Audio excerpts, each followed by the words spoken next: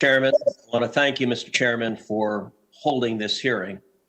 The three witnesses we have before this committee today collectively pose, I believe, the single greatest threat to free speech in America and the greatest threat we have to free and fair elections. Yesterday, I spent a considerable amount of time speaking with both Mr. Zuckerberg and Mr. Pichai. I have concerns about the behavior of both of their companies. I would note that Facebook is at the minimum at least trying to make some efforts in the direction of defending free speech. I appreciate their doing so. Google, I agree with the concerns that Senator Klobuchar raised. I think Google has more power than any company on the face of the planet. And the antitrust concerns are real. The impact of Google is profound. And I expect we will have continued and ongoing discussions about Google's abuse of that power and its willingness to manipulate search outcomes to influence and change election results. But today, I want to focus my questioning on Mr. Dorsey and on Twitter. Because of the three players before us, I think Twitter's conduct has by far been the most egregious. Mr. Dorsey, does Twitter have the ability to influence elections? No. You don't believe Twitter has any ability to influence elections? No, we are one part of a broad spectrum of communication channels that people have.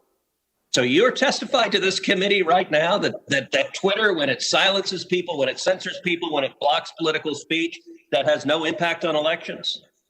People have choice of other communication channels with which. Not if they don't hear information. If you don't think you have the power to influence elections, why do you block anything?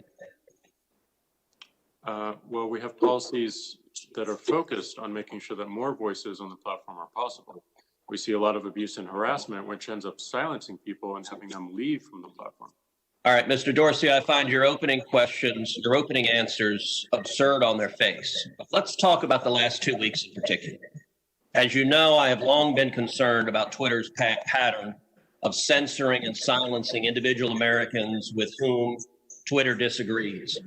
But 2 weeks ago, Twitter, and to a lesser extent, Facebook, crossed a threshold that is fundamental in our country.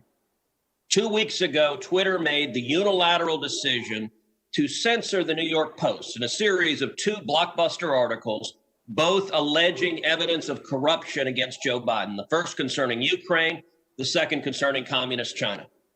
And Twitter made the decision, number one, to prevent users, any user, from sharing those stories.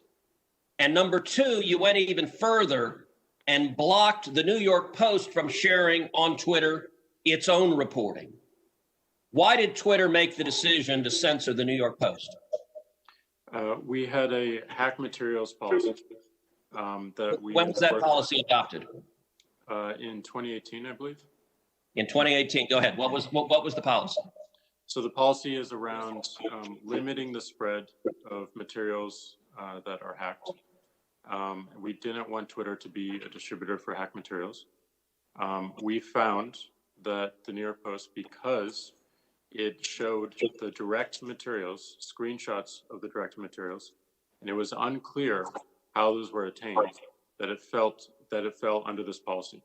Now, so in your view, if it's unclear the source of a document, and in this instance, the New York Post documented what it said the source was, which it said it was a laptop owned by Hunter Biden that had been turned into a repair store.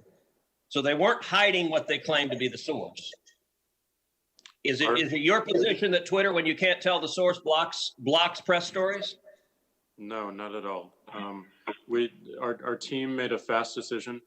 The enforcement action, however, of blocking URLs, both in tweets and in DM, in direct messages, we believe was incorrect. And we changed it. Today, right now, the New York Post is still blocked from tweeting 2 weeks later. Yes, they have to log into their account, which they can do at this minute, delete the original tweet, which fell under our original enforcement actions, and they can tweet the exact same material in the exact same article, and it would go through.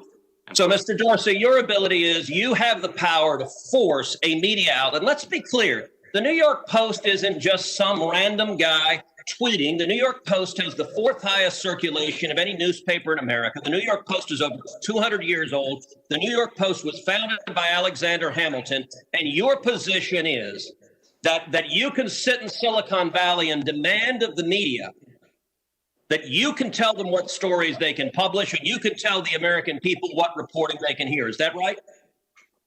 No, this was a, every person, every account, every organization that signs up to Twitter agrees to a terms of service.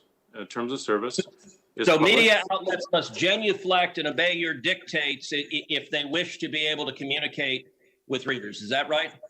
No, not at all. We recognized an error in this policy, and specifically the enforcement. You're still blocking their posts. You're still blocking their posts. Right now, today, you're blocking their posts. We're not blocking the post. Anyone can tweet. Can the New York Post post on their Twitter account? If they go into their account. No is your answer to that. No, unless they genuflect and agree with your dictates. Let me ask you something. You claimed it was because of a hacked materials policy. I find that facially highly dubious and clearly employed in a deeply partial way. Did Twitter block the distribution of the New York Times' story a few weeks ago that purported to be based on copies of President Trump's tax returns?